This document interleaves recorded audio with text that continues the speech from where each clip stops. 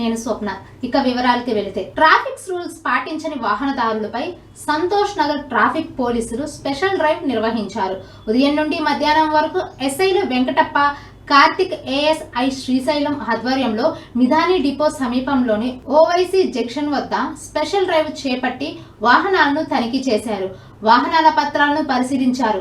కార్లను నడిపేందుకు వారు కొందరు అద్దాలపై విఐపి స్టిక్కర్లను ఉపయోగించడం, సైరన్లను వాడటం, బ్లాక్ ఫిలిం వాడటం గమనించి వాటిని తొలగించారు. సరైన పత్రాలు లేని వాహనాలను సీజ్ చేశారు. నిబంధనలు పాటించని వాహనదారులకు చలాన్లు విధించారు. వైరా రవాణా శాఖ యూనిట్ కార్యాలయంలో ఏసీబీ డీఎస్పీ రమేష్ దాడులు నిర్వహించారు. ఎంవీఐ వరప్రసాద్ అసిస్టెంట్ రాజశేఖర్ ఇటుకబట్టి వ్యాపారి నుంచి 24,000 రూపాయలు లంచం తీసుకుంటుండగా పట్టుకున్నారు. కారులో అనాధికారికంగా ఉన్న 50,000 నగదును స్వాధీనం చేసుకున్నారు. ఎంవీఐ వరప్రసాద్ ను అరెస్టు చేశారు. అక్కడ ఉన్న ఫైళ్లను స్వాధీనం చేసుకున్నారు. ఖమ్మంలో మోటార్ వెహికల్ ఇన్స్పెక్టర్ వరప్రసాద్ ఇంటిపై సోదాలు చేపట్టారు. DSP ACB Khammam and Bhadradri Kothagudem చూస్తాం. ఈరోజు మనం Wyra motor vehicle inspector office దగ్గర ఉన్నాం. ఈరోజు ఇక్కడ ఒక ట్రాప్ కేసు జరిగింది. దీన్ని వివరాల్లోకి వెళ్తే, ఇక్కడ వైరా మోటార్ వెహికల్ ఇన్స్పెక్టర్ ఏ వరప్రసాద్ గారు, ఆయన పర్సనల్ అసిస్టెంట్ రాజశేఖర్, అందరు ఇతను శేఖర్ అని పిలుస్తూ ఉంటారు. వీళ్ళకి ఇద్దరు కలిసి ఒక కాంట్రాక్టర్, ఆ వ్యక్తికి ఒక 5 టిప్పర్ లారీలు, 4 ట్రాక్టర్లు ఉన్నాయి. ఆయన ఖమ్మంకి ఇటుకరాయి తోలుకోవాలి. ఆ ఇటుకరాయి తోలుకోవడానికి ఆ వెహికల్స్ ఖమ్మం త్రూ వైరా నుంచి వెళ్ళాలి. కాబట్టి వీళ్ళు ఆ వెహికల్స్ని ఆపేసి మాకు లంచం ఇవ్వాలని డిమాండ్ చేశారు. ఎవరు? మోటార్ వెహికల్ ఇన్స్పెక్టర్ గారు ప్లస్ వాళ్ళ అసిస్టెంట్ ఇద్దరు కలిసి మాకు మీ టిప్పర్లకి 5 టిప్పర్లకి 4 ట్రాక్టర్లు కలిపి మాకు లంచం ఇవ్వాలని డిమాండ్ చేస్తారు. వికారాబాద్ జిల్లా తాండూర్ నియోజకవర్గం బషీరాబాద్ మండలం పోలీస్ స్టేషన్ పరిధిలో ఓ ఇసుక ట్రాక్టర్ వాహనము పోలీస్ రక్షక వాహనాన్ని ఢీకొట్టింది. వివరాలకు వెళితే, వికారాబాద్ జిల్లా బషీరాబాద్ మండల police station SI Srisailam Yadav beat నిర్వహిస్తుండగా మంగళవారం ఉదయం తెల్లవారుజామున మండలంలోని ధామర్చాడ్ గ్రామ సమీపంలో వాహనాలను తనిఖీ చేస్తున్న ఎస్ఐ శ్రీశైలం యాదవ్ వాహనాన్ని చూసి అటుగా వస్తున్న ఇసుక ట్రాక్టర్ డ్రైవర్ వాహనం నడుపుతూ ఒక్కసారిగా పోలీస్ రక్షక వాహనాన్ని ఢీకొట్టి గనుల వైపు పరారయ్యారు. ఇసుక ట్రాక్టర్ ఎవరిది అనే దానిపై పోలీసులు దర్యాప్తు చేపట్టారు. ట్రాక్టర్ గనుల వైపు వెళ్లడంతో ఇంతవరకు ఆచూకీ లభించలేదు. అమెరికా, ఇరాన్, ఇజ్రాయెల్ యుద్ధ ప్రభావం తెలంగాణలోని అన్ని పెట్రోల్ పంపులపై పడింది. ఎక్కడ పెట్రోల్ పంపుల వద్ద పెట్రోల్ లేదని దొరకదేమో అనే భయంతో బార్లు తీరిన జనాలు ప్రతిరోజు ఉద్యోగాలకు వెళ్ళాలి. బయటకు వెళ్లాలన్నా బండ్లలో పెట్రోల్ తప్పనిసరి. అలాంటి పెట్రోల్ లేకపోతే తమ దినచర్యలో తీవ్ర ఇబ్బందులు ఎదుర్కోవాల్సి వస్తుందని జనాలు గంటల తరబడి క్యూ లైన్ కట్టాల్సిన పరిస్థితి ఏర్పడింది. ఎక్కడ ఏ పెట్రోల్ పంపు చూసినా భారీగా క్యూ లైన్ కనిపిస్తున్నాయి. కొన్ని పెట్రోల్ పంపులు నో స్టాక్ బోర్డులు పెట్టేసి ఉండటంతో జనాలు భయాందోళన గురవుతున్నారు. రాజేంద్ర నగర్ నియోజకవర్గంలోని మహిళతో పల్లి, శంషాబాద్, అత్తాపూర్, గండిపేట్ పలు ప్రాంతాల్లో ఎక్కడ పంపుల వద్ద చూసినా ఇదే పరిస్థితి కనిపిస్తుంది. నర్సరావుపేట పోలీసుల వేట. బైక్ స్టంట్స్ చేస్తున్న యువకులు అదుపులోకి తీసుకున్నారు. నర్సరావుపేటలో బైక్ స్టంట్స్ చేస్తూ ప్రజల ప్రాణాలకు ముప్పు కలిగిస్తున్న యువకులపై పోలీసులు కఠిన చర్యలు చేపట్టారు. నర్సరావుపేట రూరల్ పోలీసు ప్రత్యేక నిఘా ఏర్పాటు చేసి స్టంట్స్ చేస్తున్న పలువురు యువకులను గంటల వ్యవధిలోనే అదుపులోకి తీసుకున్నారు. ఈ సందర్భంగా స్టంట్స్ ను ఉపయోగించిన బైకులను స్వాధీనం చేసుకున్నారు. అదుపులోకి తీసుకున్న యువకుల తల్లిదండ్రులను పిలిపించి వారికి కౌన్సిలింగ్ ఇచ్చారు. ప్రజల భద్రతా దృష్ట్యా బహిరంగ ప్రదేశాల్లో ప్రమాదకరంగా బైక్ స్టంట్స్ చేసే వారిపై కఠినంగా చర్యలు కొనసాగుతాయని Narasaraopet rural CI MV Subbarao తెలిపారు. త్వరిత చర్యలు తీసుకున్న రూరల్ పోలీస్ సిబ్బందిని, అలాగే ఎస్ఐ కిషోర్ బాబు మరియు ఎస్ఐ శ్రీకాంత్లను సిఐ అభినందించారు. నిన్న నర్సరావుపేట రూరల్ పోలీస్ స్టేషన్ పరిధిలో ఎస్ఆర్కేటీ బైపాస్ రోడ్డులో ఒక కుర్రవాడు 2 వీలర్ ని ప్రమాదకరమైన రీతిలో డ్రైవ్ చేస్తూ ఒక ఫోటో, వీడియో సోషల్ మీడియాలో ఇది వచ్చింది. దాని మీద మా ఎస్పీ సారు, అదేవిధంగా డిఎస్పీ సారు అందరూ కూడా వాళ్ళ ఆదేశాల మేరకు మేము ఇమ్మీడియట్లీగా ఆ చర్యలకు పాల్పడిన ఆ కుర్రవాడిని మేము గుర్తించడం అయింది. అతని పేరు మనోజ్ కుమార్. అతన్ని అదుపులోకి తీసుకొని అతని దగ్గర ఉన్న ఆ స్టంట్ అది చేయడానికి ఉపయోగించాడో ఆ వెహికల్ ని కూడా మేము సీజ్ చేశాం. అదేవిధంగా అతనికి గల డ్రైవింగ్ లైసెన్స్ ని కూడా క్యాన్సిలేషన్ కి ఆర్టీఓ గారికి పంపిస్తున్నాం. ఆ సీజ్ చేసిన వెహికల్ ని కూడా కోర్టుకు పంపుతున్నాం. అరే ఈ మున్సిపల్ ట్యాక్స్ ఏంది ఐశ్వర్య ఇట్లా వేరిపోయింది? వడ్డీ చూడు. నేను చెప్తే విన్నావా? ఎప్పటి ట్యాక్స్ అప్పుడు కట్టేసుకుంటే అయిపోతుండే. మరి ఎట్లనో ఏం చేద్దాం? అరే దీనికి ఎందుకు ఇంత హైరాణ పడిపోతున్నావు? మన జిహెచ్ఎంసి వాళ్ళు ఓటీఎస్ అంటే వన్ టైం సెటిల్మెంట్ స్కీమ్ తెచ్చిండ్రు కదా, నీకు తెలియదా ఏంది? ఏంది ఓటీఎస్? దాంతో ఏమైతుంది?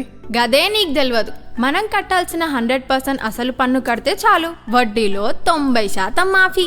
అంటే మనం జస్ట్ 10% వడ్డీ కడితే కథం, రసీదు చేతిలో ఉంటది. అరే నిజమా? అంటే మనకు పైసలు మిగులుతాయి అన్నమాట. థ్యాంక్స్ ఐశ్వర్య, నువ్వు నిజంగా నా ఐశ్వర్యానివే. అప్పుడే సంబరపడకు డియర్. ఆ మిగిలిన పైసలతో నాకు పట్టు చీర కొనియాలి, మా తమ్ముడి పెళ్లికి కట్టుకెళ్ళాలి. జల్దీ కట్టేయి, టైం లేదు. మార్చి 31 వరకే ఆఫర్. గ్రేటర్ హైదరాబాద్ వాసులారా టెన్షన్ పడకండి. మీ ఫోన్ లో మై క్యూర్ యాప్ ఓపెన్ చేయండి లేదా మీ సేవకు వెళ్ళండి. 90% వడ్డీ మాఫీని వాడుకోండి. మీ ఇంటి ఆస్తిని, కుటుంబం ఖుషీని రెండిటిని కాపాడుకోండి. చివరి తేదీ వరకు వేచి చూడకండి. ఈ రోజే మీ బకాయిలు చెల్లించండి, నగరాభివృద్ధికి సహకరించండి. Commissioner GHMC. భారతీయ మహిళా సంస్కృతి సాంప్రదాయం గౌరవిస్తుందని రిటైర్డ్ ఆర్మీ అధికారిని కెప్టెన్ మీరా సిద్ధార్థ దవే అన్నారు. మహిళలు చీర సిగలో పూలు గాజులు తొడిగిన చేతితోనే AK-47 లాంటి పేరుగాంచిన గన్నులను పేల్చి రాకెట్ లాంఛర్లను ప్రయోగించి మహిళలు సత్తా చాటుతున్నారని తెలిపారు. అంతర్జాతీయ మహిళా దినోత్సవాన్ని పురస్కరించుకొని మహిళా సాధికారత, మహిళా చైతన్యం అనే అంశంపై 3 రోజుల పాటు ఉస్మానియా యూనివర్సిటీలోని ఠాగూర్ ఆడిటోరియంలో గివ్ టు గైన్ అనే నినాదంతో సదస్సు నిర్వహించారు. ఈ కార్యక్రమానికి ముఖ్య అతిథిగా retired Indian army officer captain Meera Siddharth Dev, Telangana council of higher education chairman prof V Balakrishna Reddy, Osmania university VC professor కుమార్లు హాజరయ్యారు. పద్మశ్రీ అవార్డీ ప్రొఫెసర్ గడ్డం నరేష్ రెడ్డి గారు, registrar of the Osmania university, professor Jitendra Kumar Nayak గారు, very nicely given excellent examples by the captain madam, very excellent way. Okay, గర్వ కరణమైన తెలంగాణ నేలకు ప్రజలకు నమస్కారం. బాగున్నారా? My name is Captain Meera Siddharth Dave and I'm really thankful to Honorable Vice Chancellor of Osmania University, Professor Kumar Garu, to have invited me to this first International Women Conference with the theme Give to Gain, Women for Sustainability. When we talk about women and when we talk about Give to Gain, that has a Bharatiya thought embedded in it, because women has always been the center of the family, society, nation and civilization. So this beauty actually imbibes the core values of Bharatiya Sanskar. When we talk about Bharatiya Sanskar, that becomes the foundation on which the sustainability, the structural reforms are being built. Hyderabad city commissioner task force Golconda team మరియు కల్సంపూర పోలీసులు సంయుక్తంగా జరిపిన ఆపరేషన్లో జియాగూడలోని వెంకటేష్ నగర్లో ఎటువంటి అనుమతులు లేకుండా అత్యంత అపరిశుభ్రమైన వాతావరణంలో పచ్చళ్ళు తయారు చేస్తున్న కేంద్రాన్ని గుర్తించారు. ప్రజల ఆరోగ్యాన్ని పణంగా పెట్టి వ్యాపారం చేస్తున్న ఒక వ్యక్తిని అరెస్టు చేసి భారీ మొత్తంలో కల్తీ పచ్చళ్లను సీజ్ చేశారు. నిందితుడు కె రవీందర్ ఎటువంటి చట్టబద్ధమైన లైసెన్స్ లేకుండా నాణ్యత లేని ముడి పదార్థాలతో అపరిశుభ్ర వాతావరణంలో వివిధ రకాల పచ్చళ్లను తయారు చేస్తున్నాడు.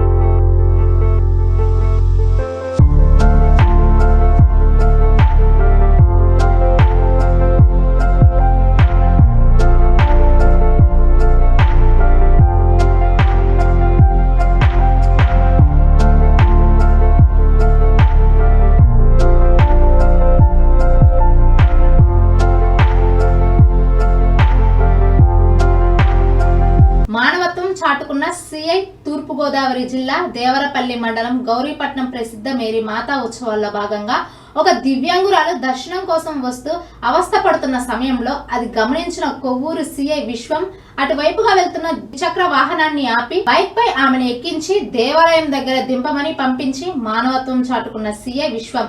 దీంతో ఎంతో సంతోషం వ్యక్తం చేసిన దివ్యాంగురాలు జీవో 145 ను వెంటనే రద్దు చేయాలని డిమాండ్. వైన్ షాపుల వద్ద పర్మిట్ రూములకు అనుమతించిన వాటిని నిబంధనల మేరకు నడపాలని డిమాండ్. అలా చేయకపోతే మేము బార్లు తీసేసి బెల్ట్ షాపులు నడుపుకోవాల్సి వస్తుంది.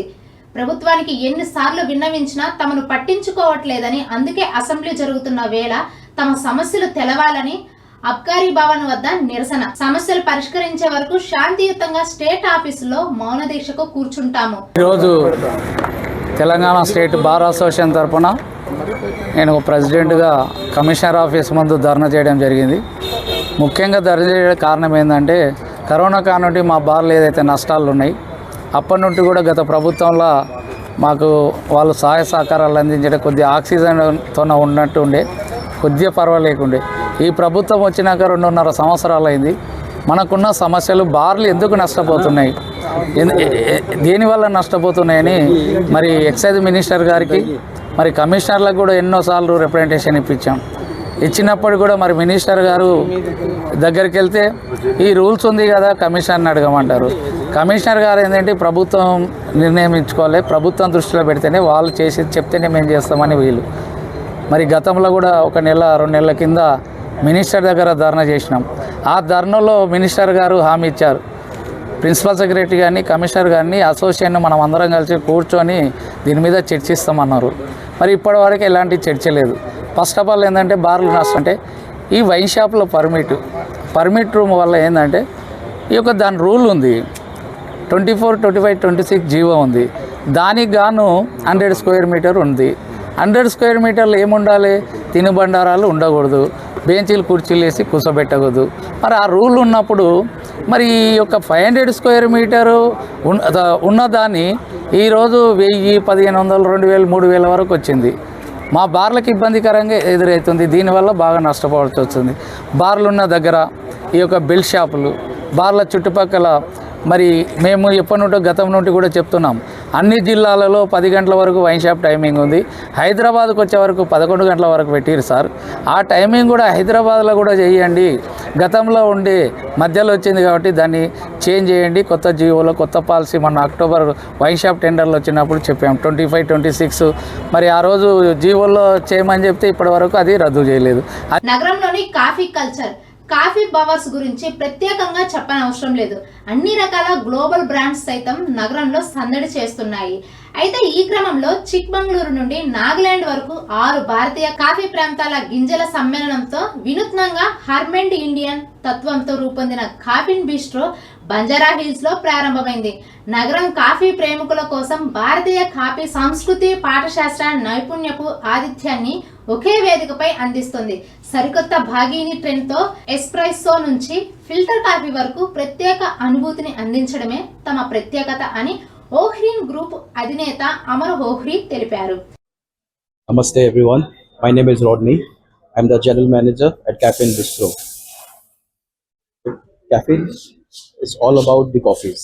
The Bagani blend that we serve, the blend of coffees that from 6 distinct regions from India, Chikmagalur, Koraput, Wayanad, Kurd, all these regions we get the coffees which are medium roasted and it's all served.